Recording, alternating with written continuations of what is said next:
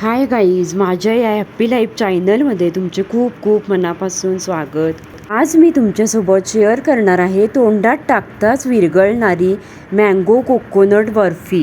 ही उन्हाळ्याच्या दिवसात खाण्यासाठी अतिशय उत्तम आणि चविष्ट रेसिपी आहे. ही रेसिपी फक्त 10 ते 15 मिनिटात तयार होते. यासाठी लागणारे साहित्य: किसलेले ओले खोबरे 1 ते 2 कप, पिकलेल्या आंब्याचा गर 1 कप, साखर 1 ते 1.5 कप आंब्याच्या गोडीनुसार, दुधावरची साय अर्धा कप, वेलची पूड 1 छोटा चमचा, तव्याला लावण्यासाठी साजूक तूप 1 चमचा, बारीक कापलेले बदाम आणि पिस्ता. कृती पाहूया. एका नॉनस्टिक कढईमध्ये किसलेले खोबरे, आंब्याचा गर, साखर आणि दुधावरची साय एकत्र करा. आता हे मिश्रण मंद आचेवर सतत हलवत राहा. मिश्रण घट्ट होऊन कढई सोडायला सुरुवात करेपर्यंत साधारण 10 मिनिटे ते परतून घ्या. मिश्रण आटल्यावर त्यात वेलची पूड टाका आणि चांगले मिक्स करा. एका ताटाला साजूक तूप लावून ग्रीस करा.